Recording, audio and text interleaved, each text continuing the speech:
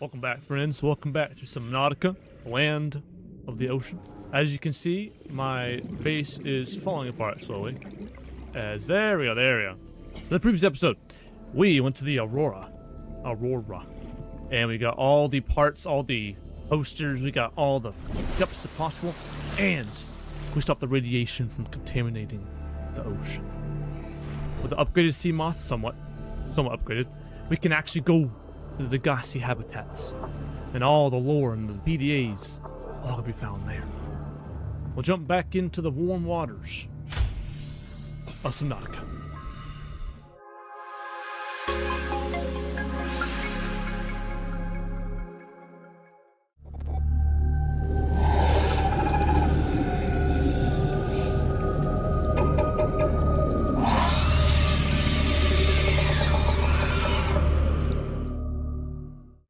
First thing I want to do, we're going to go visit the Jellyshroom caverns, which I believe it is that one right there, the proposed Degasi habitat.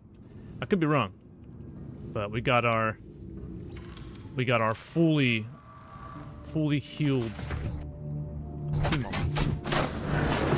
And our moon pool we got last episode. Oh my gosh. All systems online. The episode before the last one. Went by so fast. Seamoth. And let's see. I believe we can go through this side and we can travel across the Jellyshroom caverns and run into it. The open ocean. Hey, Reefies! We're going under.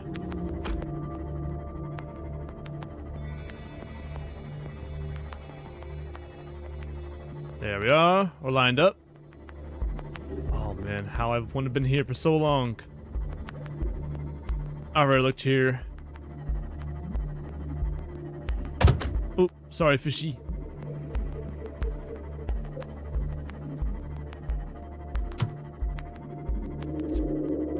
Every time. Oh, we gotta scan these beauties. So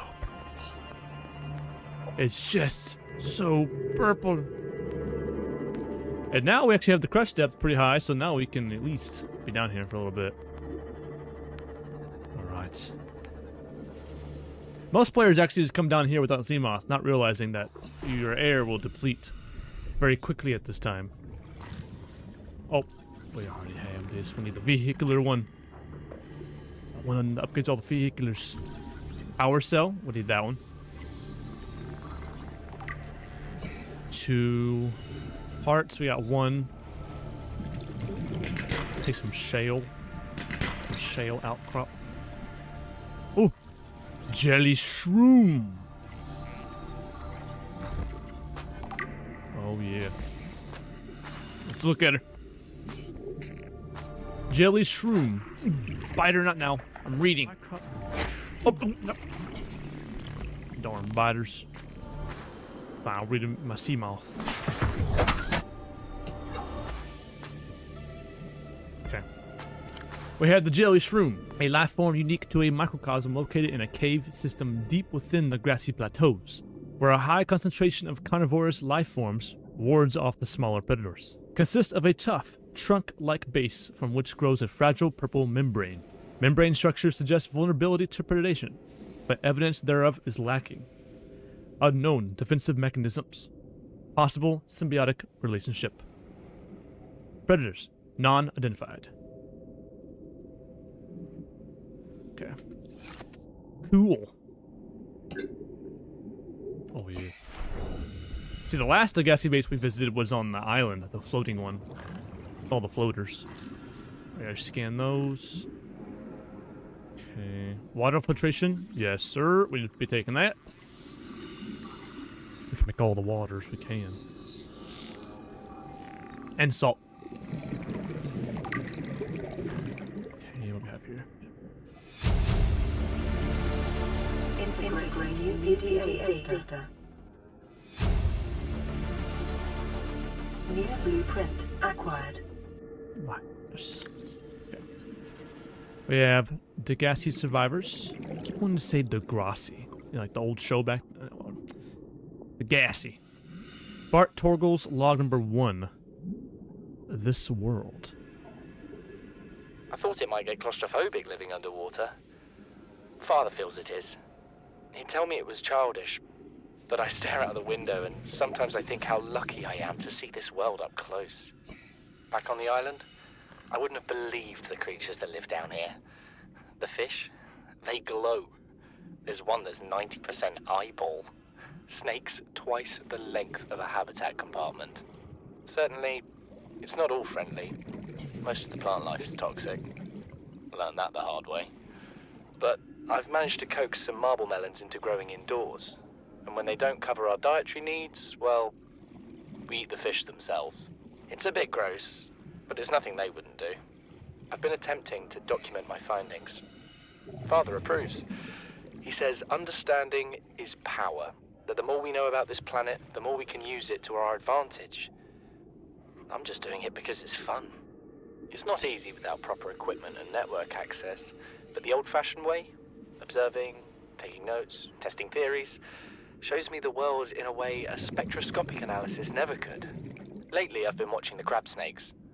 They ambush their prey as it tries to feed on the mushrooms they hide in.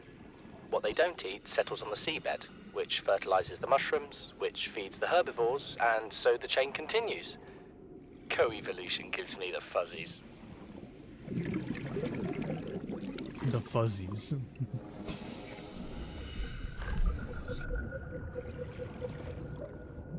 Signal location uploaded to PDA. Integrating new PDA data. Integrating new PDA data. Paul's Torgal's log number 2. Dilemma. You know what Maida told me today? She wants to build a habitat 500 meters below sea level, more than 1 kilometer northeast of here. And she needs Bart and I to do it. She's got it into her head that she can save us if she just acts recklessly enough. But I've hauled Star Wars to Neptune, Plasteel to the Federation. This family operates 9 different mining colonies across the Ariadne Arm. Maida thinks she's better suited to lead. Her contract still says otherwise. But I just cannot damn well tell whether it's the stupidest idea I ever heard, or my only hope. I turned 80 years old last week. I thought I had another 80 in me, but marooned on this planet, there's no swapping out of my liver when the old one fails.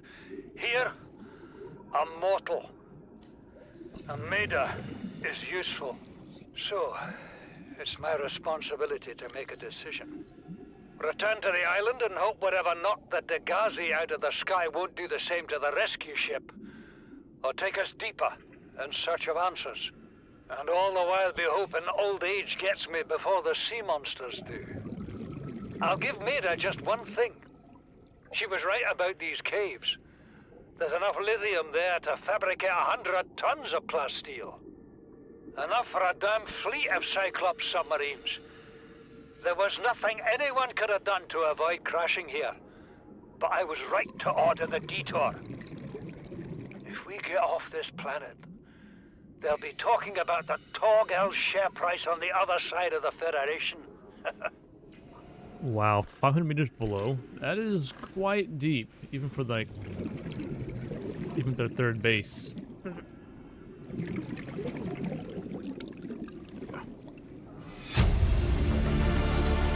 Integrating new PDA data. There we go.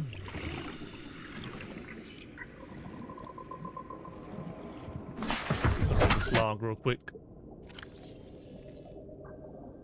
Bart Torgal's log number 2. Stalker teeth. Something incredible just happened. Since we're down here, I had this plan to build equipment and study the life forms we were encountering, but I didn't have enough enameled glass. So, I started looking for a natural substrate that would strengthen the glass we have, and those stalker teeth we've been finding fit the bill. Only, well, we needed more. That's when Marguerite got interested. She actually listened to me, more than I can say for Father. and I worked up the courage to talk about my more tentative theories.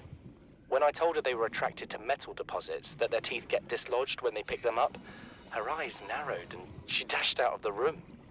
3 hours later, she came back, her pack loaded down with stalker teeth.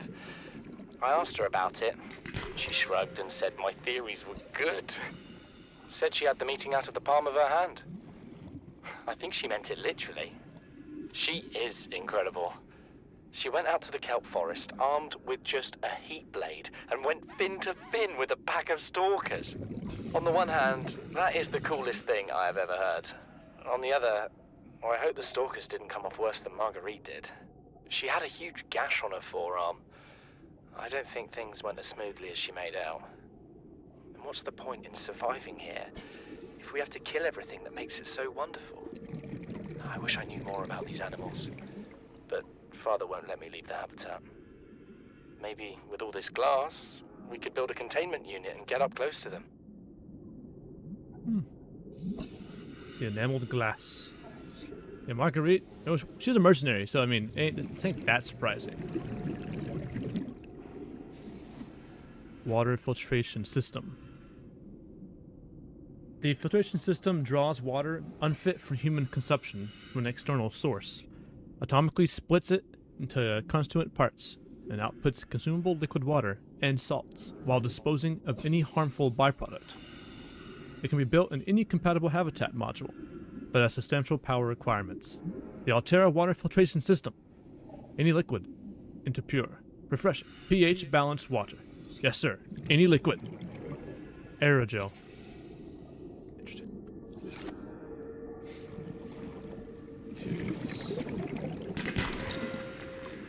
Put this log right here. Integrating new PDA data. Welcome aboard, Captain. I'm gonna read this one. Margaret Maida's log, speaking freely. These conniving corporate bourgeois, inbred, incompetent, self-absorbed jerks don't have a damn clue. The kid's not so bad. He's even useful. But I swear, everything that comes out of his father's idiot face is a narcissistic lie.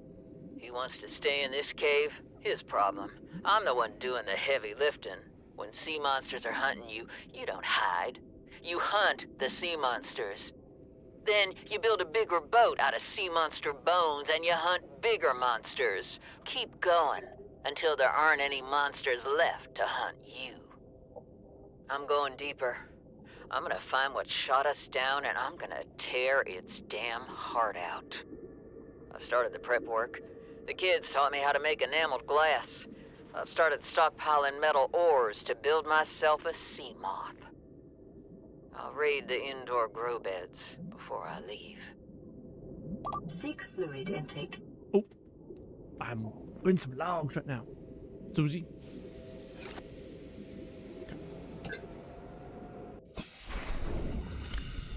Good thing we came prepared. Vital signs stabilizing. Yes. Yeah, I'll go and put some of this in the storage in mine. It's not an option. Okay. I'm sure there's some other logs around here, if I remember correctly. Yeah.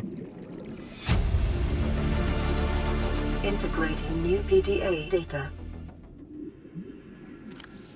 Degasi voice log number 5. Pecking order.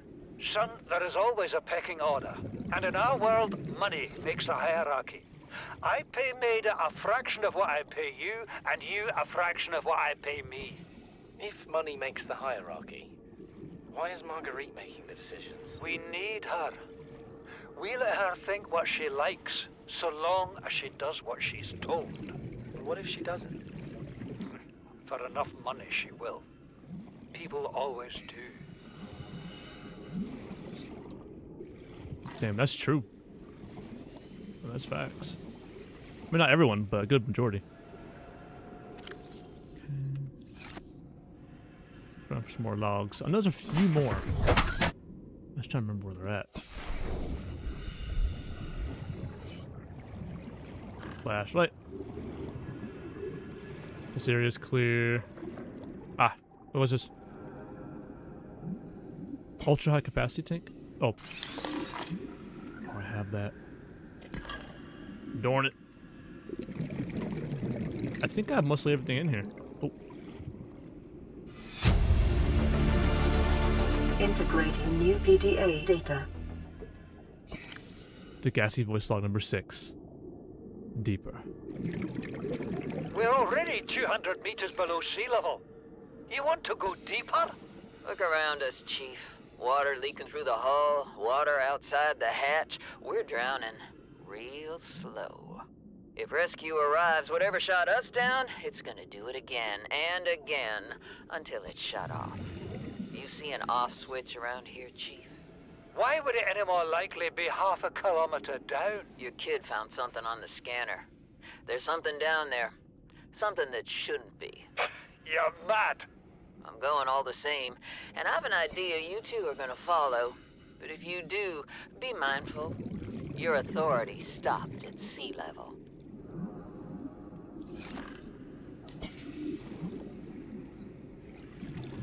Okay, I believe that's everything in this building. From top to bottom.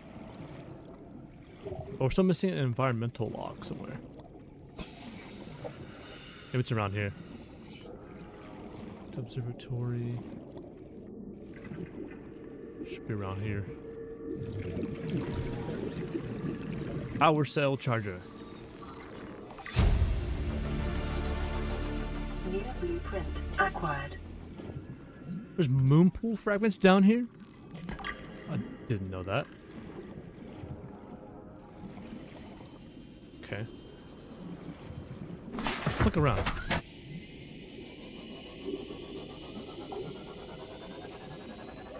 That's really cool having somebody here before us.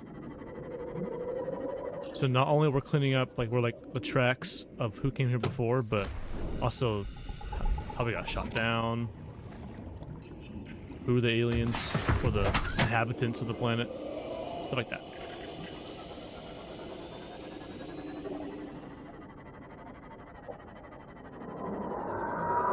Of course.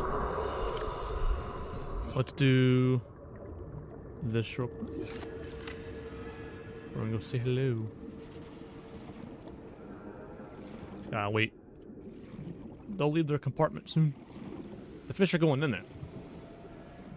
Come on, crab snake. It's not dangerous. These are hard to shoot with the stasis rifle. They move so fast.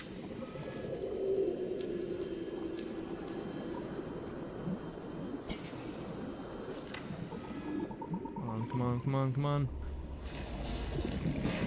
I'm gonna get snatched by him. Got it. Woo! Thank you, Crab Snake. Thank you, thank you. Enjoy the sphere.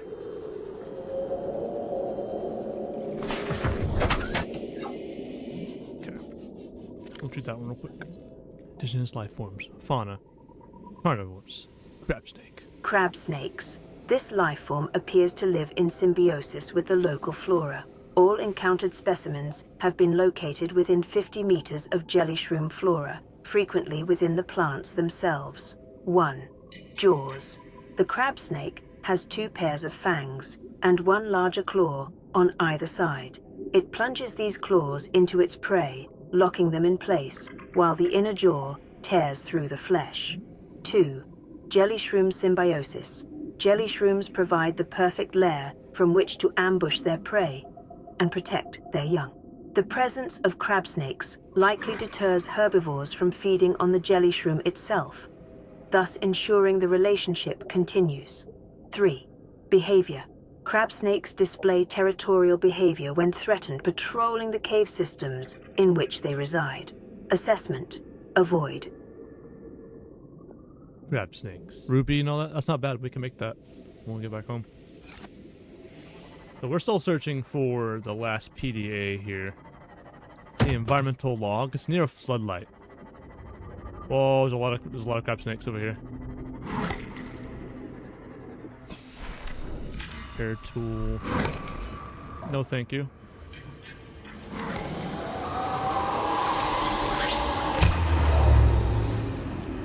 No. Oh, over here. It may be. It's not over here. Is there not a PDA over here? Oh. My Seamoth. Don't want you breaking. Welcome aboard, Captain. Oh, we gotta go at it. We gotta get. Where's this floodlight? Oh, right here, right here, right here. There it is.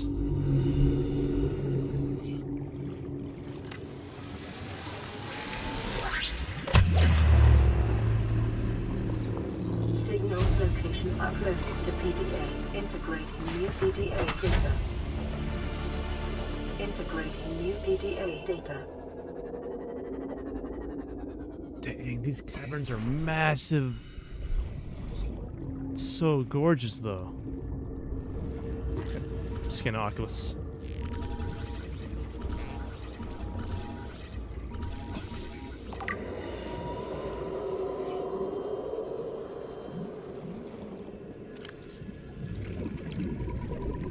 Oh, so we have the environmental log first. We'll read that. Environment log user Paul Torgal requested cross-referencing of local environment scans with ideal habitat construction conditions, displaying results. Large subterranean cavern with multiple entrances. Conditions support a unique microcosm of predatory life forms. Minor structural instability in cave walls. Extensive resource deposits. Average environment safety rating. C optimal habitat site. Safety rating. B Site 7 has been selected as the optimal habitat construction site for the following reasons. Close proximity to one of the cave entrances in case of emergency. Medium distance from predatory organisms. Stable foundations on which to build. Ready access to materials. A signal tracking the site has been created. Oculus. This specimen shares genetic similarities with the common peeper. While the shallows and the cave systems are separated by just a few meters of rock, foodstuffs and threats in each biome are completely different. It is possible a small school of peepers was once cut off in the caves, and the Oculus species is how they adapted. 1. Highly developed night vision. Large, complex eyeballs provide this herbivore superior vision in the dark and an intense phobia of light. 2. Lack of beak. While the peeper uses its beak to break down tough corals, the Oculus likely feeds on the soft fungal growths of the Jellyshroom caves and thus has no need of one. 3. Separated tail. Fin. The caves in which the Oculus lives make it hard to escape from fast predators. The Oculus has adapted by splitting its tail fin into 5 separate tendrils. These tendrils prevent it from swimming as fast as its shallow water cousin, but each can be detached and regrown, enabling it to escape more easily when caught. Assessment. Edible. Oops. Oh, shit. Okay, that was the Oculus that I just killed. Look at the eye now. The Oculus looks so cool. They're like a nighttime version of the peeper.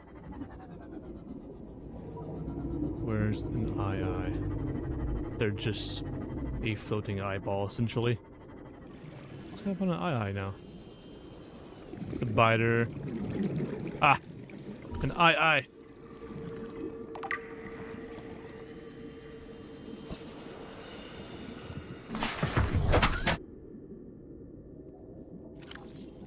An extreme evolutionary adaptation where 90% of the life form's body mass is dedicated to the ocular cavity.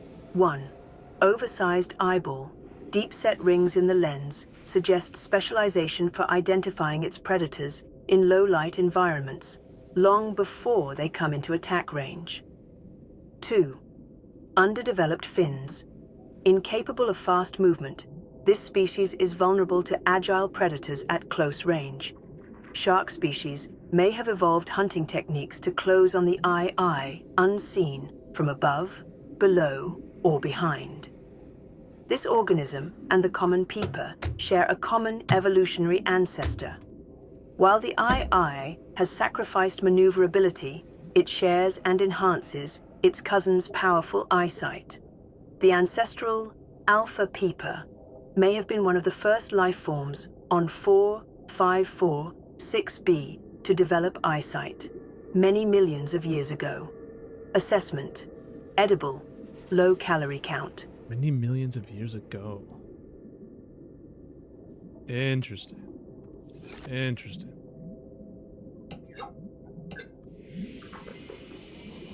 Alright, so now we're gonna head back home. And we're gonna head to the next Degasi base. 500 meters below. I was just exploring.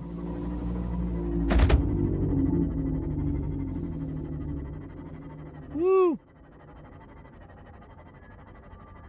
Oh, my goodness. Wow.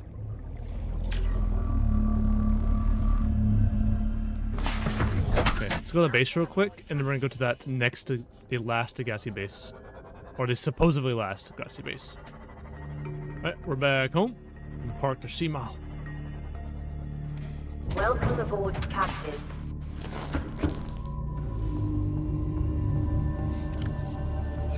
We're gonna put all our materials we gathered into their proper chests.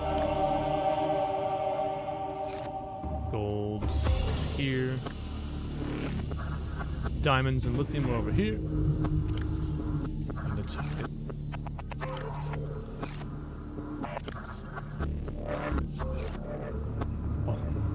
melons. Melons. Delicious. You gotta knife these because these ones I can actually hit.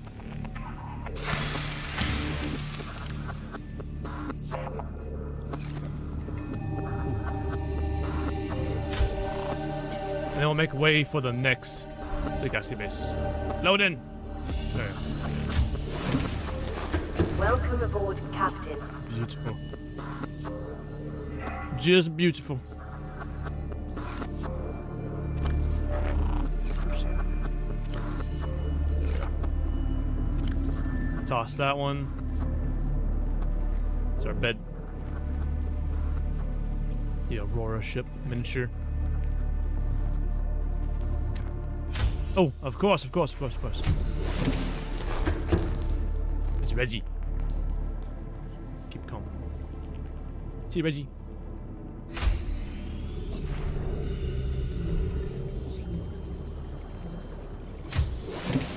Okay, right.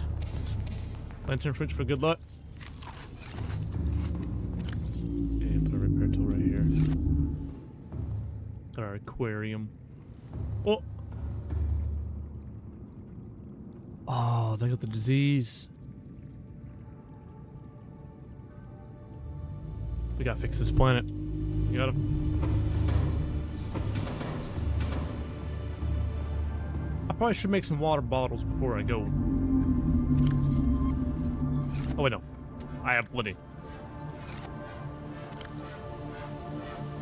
We got 5 water bottles. I'll bring a beacon. And I should take some food. We'll bring 3 peepers and we'll cure them for this trick. Ah, peeper, please. Just hold up the boomerang. Woo! Your back was close.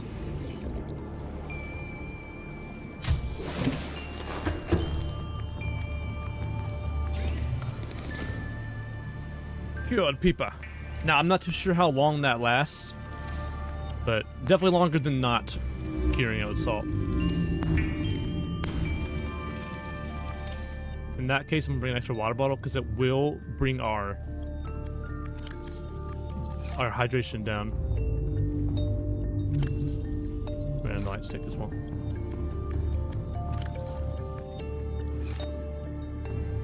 Okay. Alright. Let's get ready to go.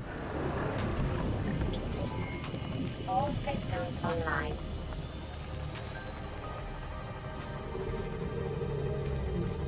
Wow, that's just so crazy seeing a reefback Leviathan this close. Ooh. Okay, we're gonna be heading into the, I believe, the bulb zone or the Grand Reef. I think it's the Grand Reef.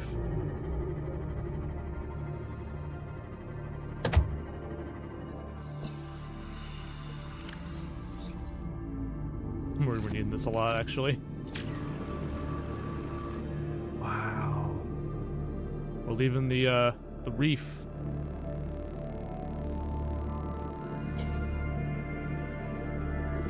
There we go.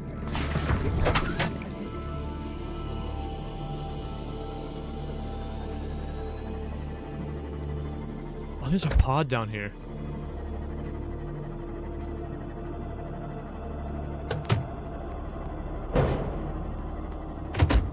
Dang, all these fish, I'm telling you, that it will kill your ship.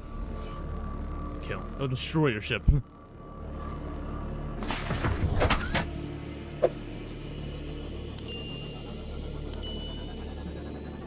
Pretty sure there's a pod around here somewhere. I'm pretty sure. Maybe it's over here.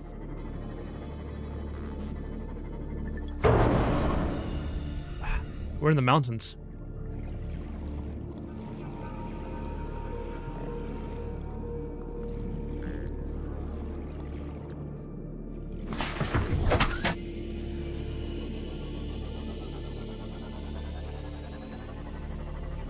The Grand Reef.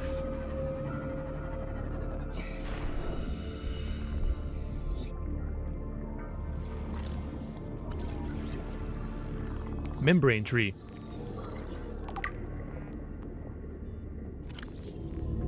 Membrane tree. This entity defies neat categorization.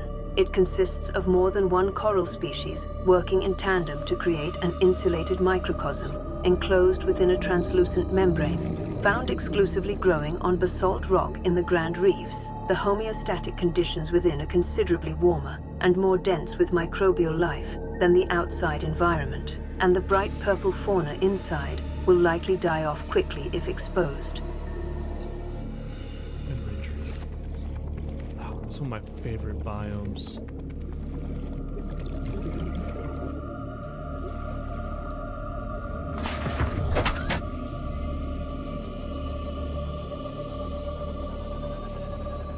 And our Seamoth is going to decap. Maximum depth reached. There's the Hull cap. damage imminent.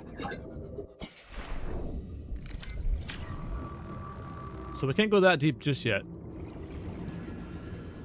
Oh, we're part of the migration path.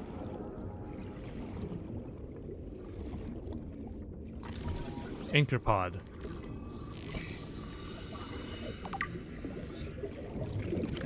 Anchor pods. These unusual flora specimens have been encountered exclusively in the deep reefs. They consist of a large, spherical, gas-filled membrane anchored to the sea floor by its root system. At these depths, it is unlikely this structure is designed to enhance access to sunlight, but rather the pod's ability to propagate. Once the pods attain sufficient height, they burst, releasing spores which catch the currents and disperse around the local area.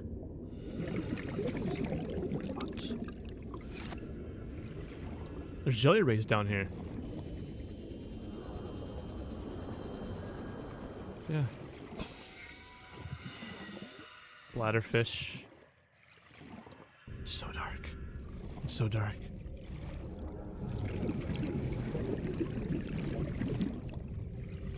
I believe there's a Ghost Leviathan here. Eyes.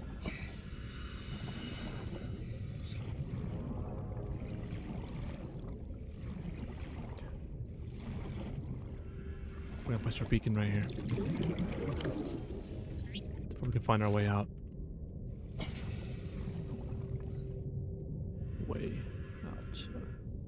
Grand Reef.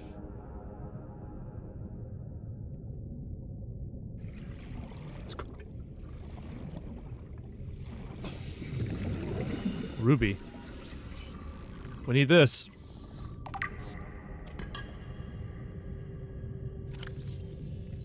Ruby, a hard blood-red gemstone made of aluminium oxide. Rubies may be processed in order to leverage their structural integrity in advanced vehicle construction and modification. Assessment. Essential for advanced fabrication.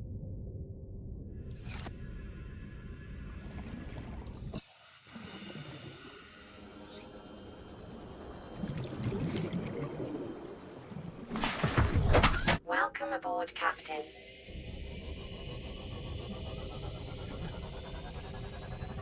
Gonna be tight. Warning. Maximum depth reached. Hull damage imminent. We'll be at 290 just in case.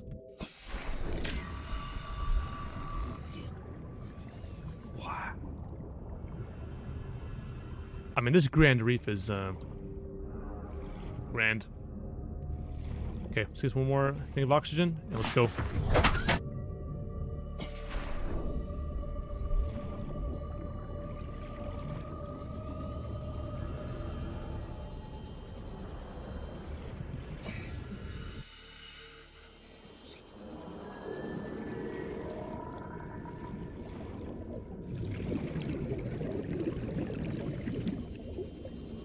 Where's the base at?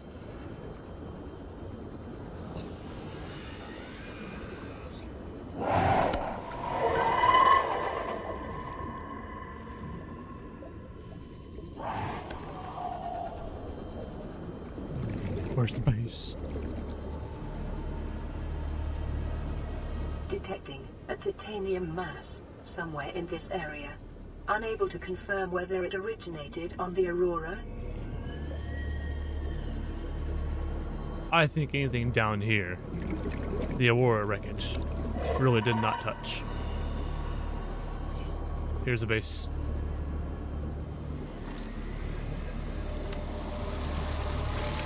That one's aggressive. Crab squids.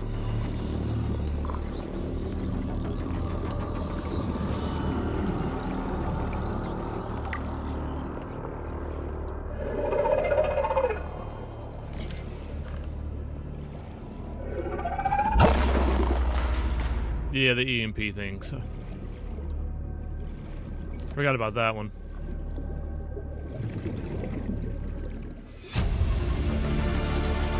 Integrating new PDA data. We'll read these later. New blueprint acquired. Shield generator.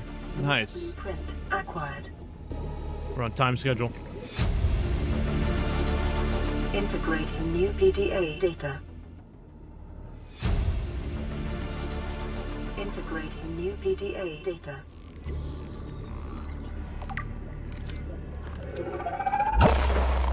The creature egg. Want. Sure, I'll take it. That's everything. There we go. Alright. We gotta go. We gotta go. Woo!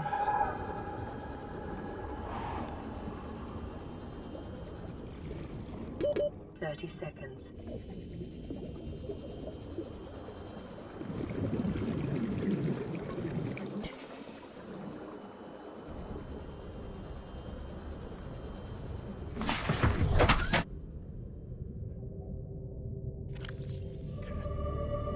Alien eggs. Evidence suggests that a substantial number, if not all of the local species, reproduce through egg laying.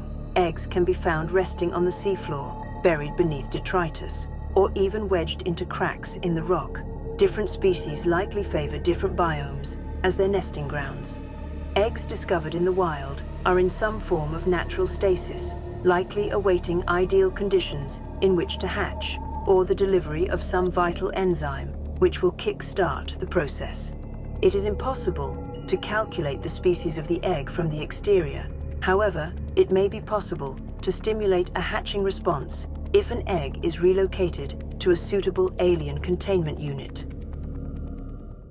Orange tablet. This device hums slightly. and displays an orange lit symbol resembling an inn. It may offer a way to interact with compatible technologies.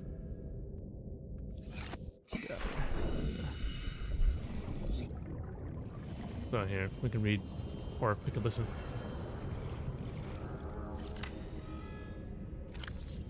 Risk taking. Degasi voice log 8. Margaret, Maida has boarded the habitat. What are you so happy about, Maida? Say, kid, I brought you something. Is that a Leviathan outside? Towed it home on the back of the sub. You killed that thing? It's still breathing. I was about to finish the job, but I can stay and chat if you'd like. No? Then make yourself useful and pass me that hardened blade. Are you out of your mind? You brought that thing here? What if it's not as dead as it looks? What if others come? You prefer it got curious and came of its own accord, or got messed up and dragged here? When we get off this planet, I am going to drag you through every court in the damn Federation.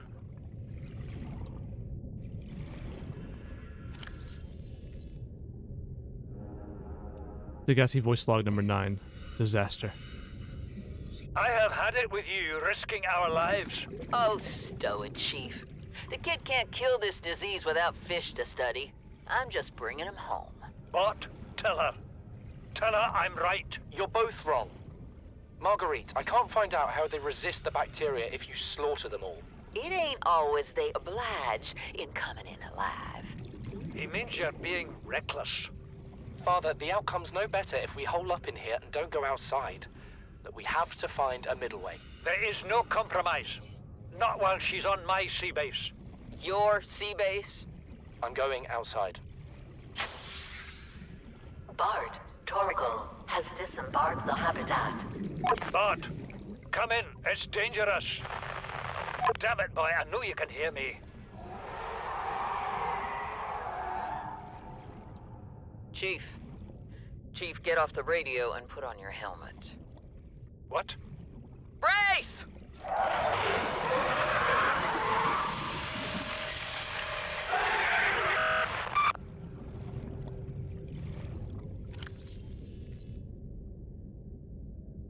All Torgo's log number 3. Came out of nowhere. An alien kraken, bigger than a cyclops. Tore a hole clear through the reinforced hull. Barely got my breather in time. I told her. I said others would come. The rupture threw me clear of the habitat, and the monster turned and bore down on me. And just as its tentacles came within reach, Maida appeared out of nowhere. She had a sea glide in one hand, a jagged piece of scrap metal in the other. She meant to butcher that beast or die trying. The last I saw her, she had the metal lodged in its neck as the monster did its best to shake her, contorting off into the darkness. I'm certain she got her wish, one way or another. Then I thought I saw a light deep below me. I hoped maybe Bart had swum clear. I followed it. Now I wonder whether I saw anything at all. Our oxygen is low. The habitat is gone. I can't see the sky. Something surely has the scent of my blood. Welcome aboard, Captain. Let's see. Here's the crab squid. Crab squid, this large predator, can be found in deep waters, where it lurks amongst the blood kelp and membrane trees in search of prey. It can deploy a powerful electromagnetic pulse to defend itself. 1. Limbs. 10 limbs feature different appendages for swimming, walking, hunting, and, possibly, even tool use. Creatures caught in its grasp are expertly butchered and quickly consumed. 2. Behavior. Rays and other illuminated herbivores are their usual prey, and they will approach and attack any light source in the vicinity. Its EMP blast was likely developed as a response to predation by creatures with electrical hunting mechanisms. 3. Intelligence.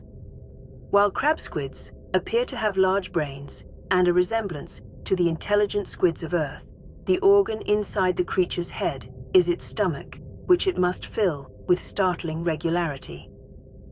Assessment: neutralizes electrical equipment. Lights attract its unwanted attention.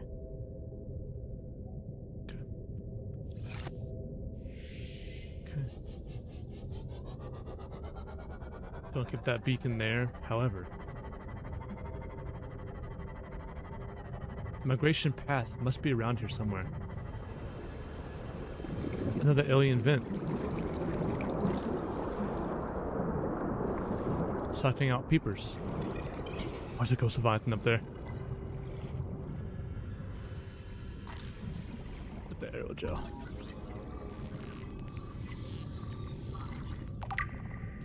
Read that later.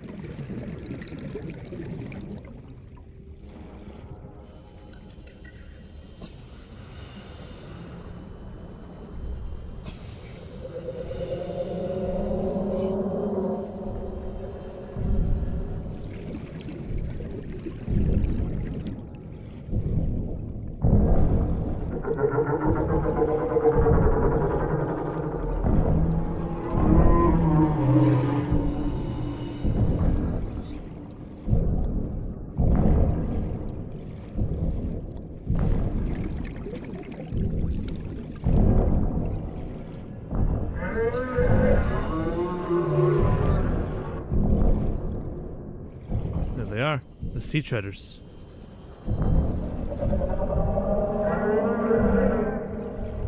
Yeah. Go back to the ship. Fluid intake. We'll have the Sage's rifle. Lost him.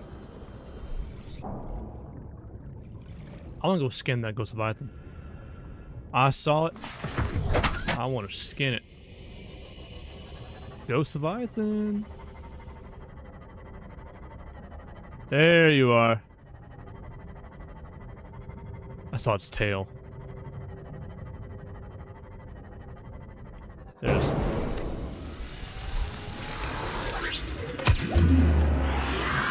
I missed! Oh, I went through him. There we go.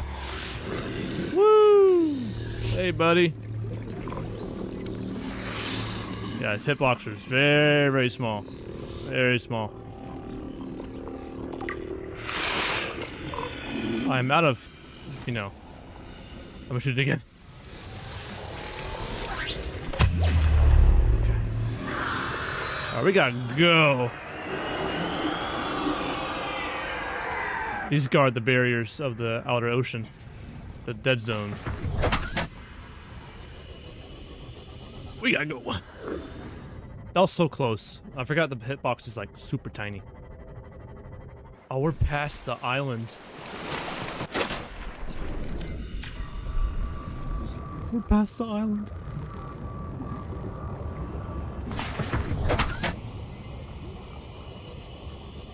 So that was the last Degasi base. Supposedly.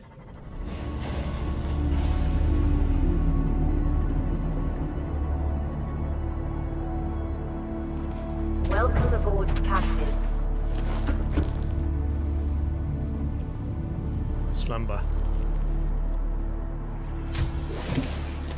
Welcome aboard, Captain.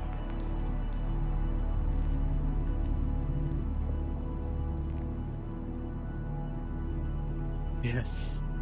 Finally, we can do that. Finally. Reggie.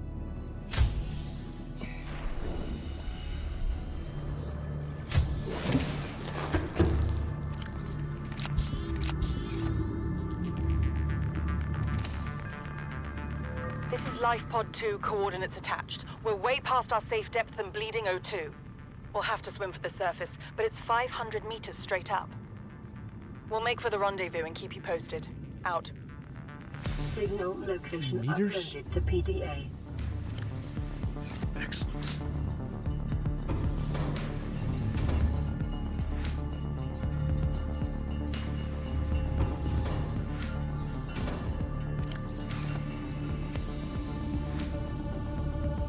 Another message.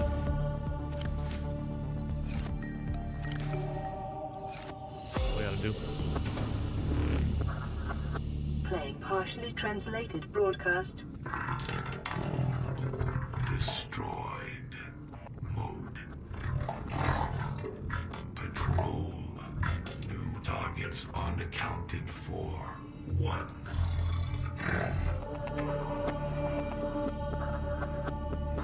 They're just joking.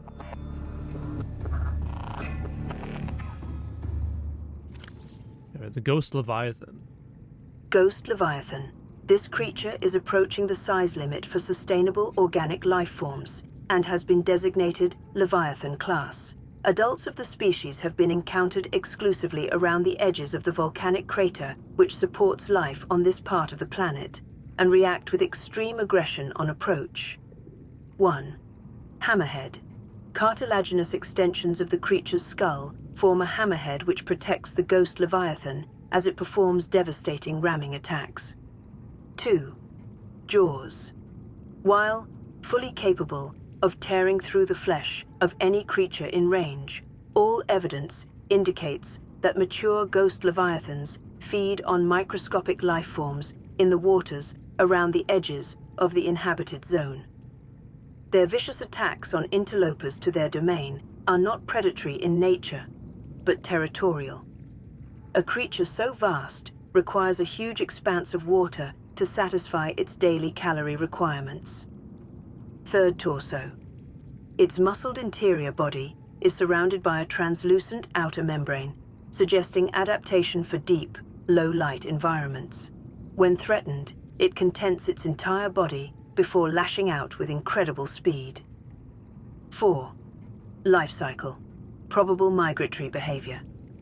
This specimen was likely born far from the area where it was encountered. Assessment. Extreme threat. Avoid the crater edge. Avoid the crater edge. That's right.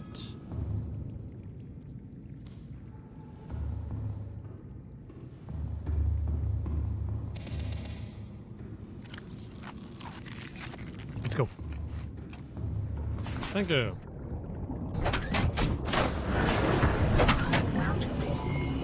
All systems online. Alright, let's head back to the Grand Reef.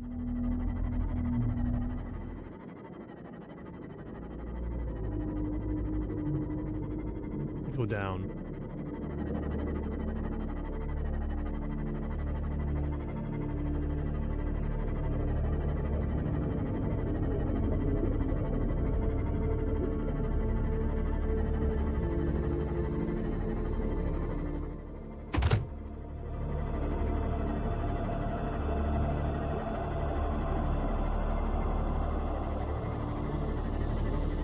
Warning. Maximum depth That's reached. right. Hull damage That's right. imminent.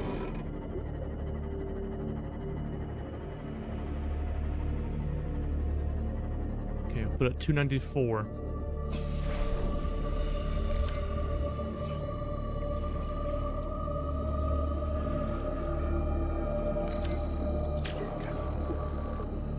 We go back in.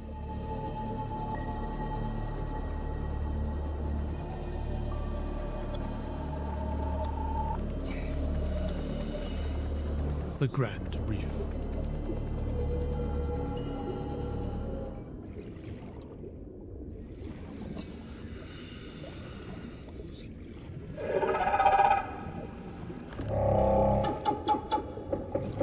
Crab squids. Ooh. Nuclear waste disposal.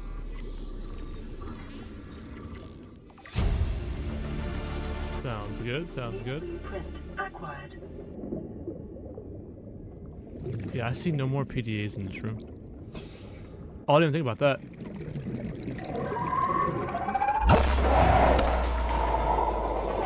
Oh, this bottom room. Coffee in the machine? Yes.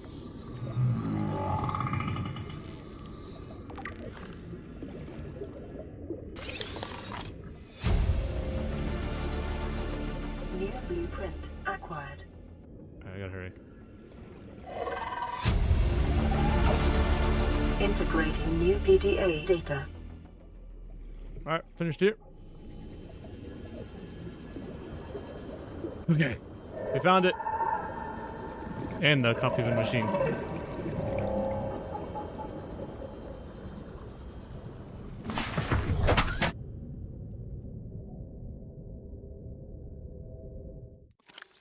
Let's read it.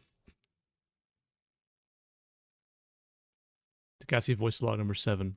Milady. Please stop fighting and listen. We're sick. What? How? You've been coughing, right? Feeling itchy? Blisters? Yeah. The biometrics would have warned us if we were sick. It's something new. It's not in the database. Come on, then. What's it gonna do? Turn us inside out? Dissolve us into jelly? It's an alien bacteria. It's everywhere. Every altering our genetic code. How are the creatures surviving if they're infected? I don't know yet. Want me to cut some of them open for you? Find out what makes them. Alright, let's read it. Milady. Please stop fighting and listen.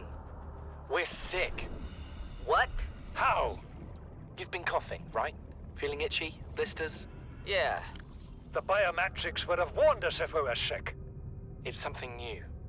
It's not in the database. Come on, then. What's it gonna do? Turn us inside out? Dissolve us into jelly? It's an alien bacteria. It's everywhere. Every organism on this planet. It's altering our genetic code. How are the creatures surviving if they're infected? I don't know yet. Want me to cut some of them open for you? Find out what makes them tick? No. Just tell me what you need, son. Materials, equipment. Just... Can I have some quiet? I need some time to think. Interesting. So they figured out about the bacteria as well. Yeah.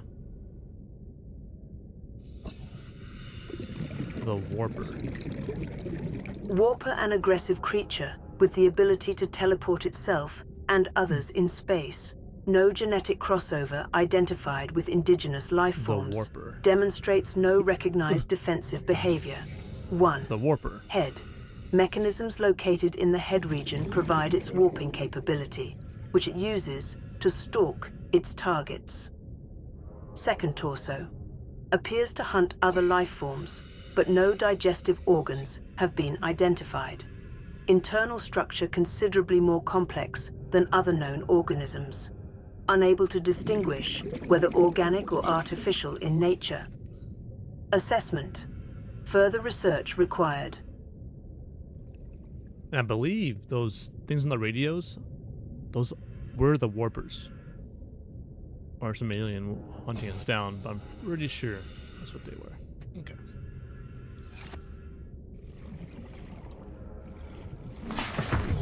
Welcome aboard, Captain. Alrighty, we're done with the Grand Reef for a little bit. Head back home. Actually, while I'm here, go and collect some materials. Butterfish. I can't even see the surface.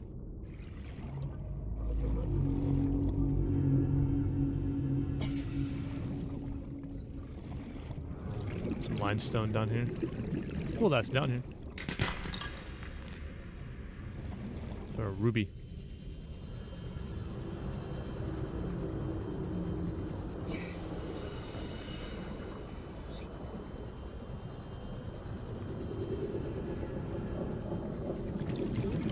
Some more crab squid. Oh, another entrance. Gotcha.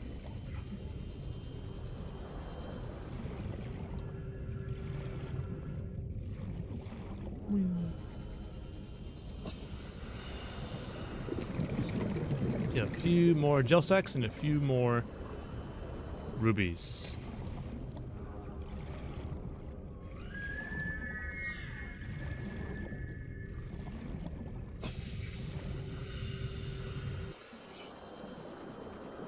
Oh, wait. Reginald's.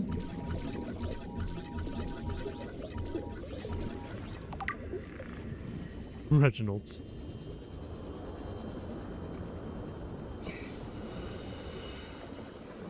We'll read that in just a second. What's in here? Ooh. Wait, you're an nanite. You're an nanite.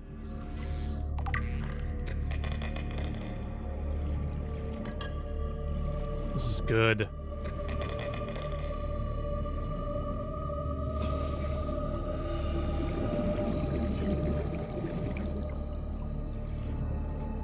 Let me be careful.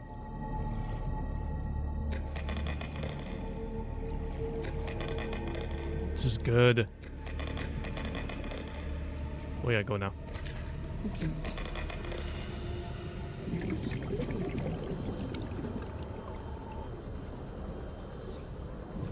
Alrighty, we're back at our Seamoth. Let's go back home.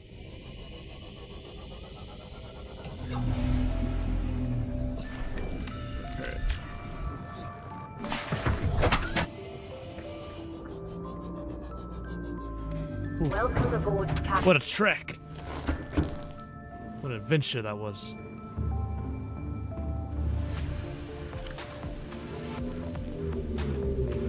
We have uraninite. Uraninite is a naturally occurring uranium oxide, highly radioactive and unstable.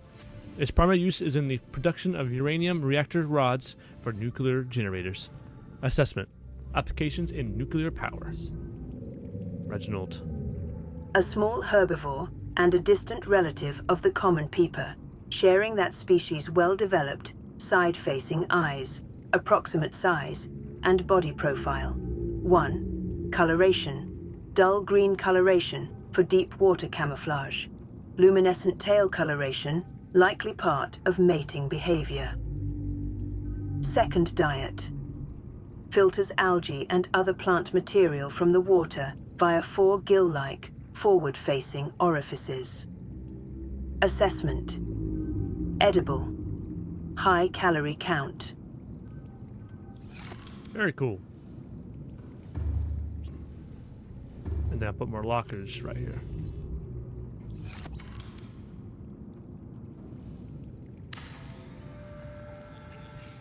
Voila!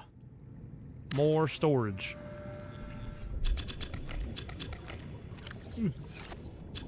Okay, now we knife them. Then we can grow more. Oh.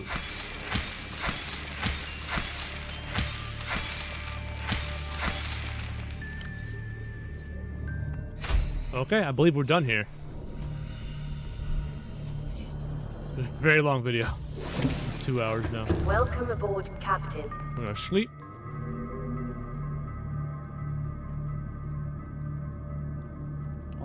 All logs are read, and listen to all the things we can find in those bases are done. We're finished for this. Alright everyone, this would be the end of this episode. Thanks for watching. If you stayed this far, we got it done. We got the Degasi bases completed. We completed the Jellyshroom Caves one and the Grand Reef one. We saw the crab snakes and crab squid and the Ghost Leviathan, and we collected some materials along the way.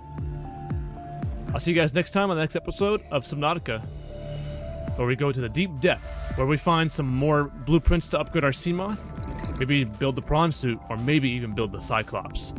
Alright, I'll see y'all then on the next episode.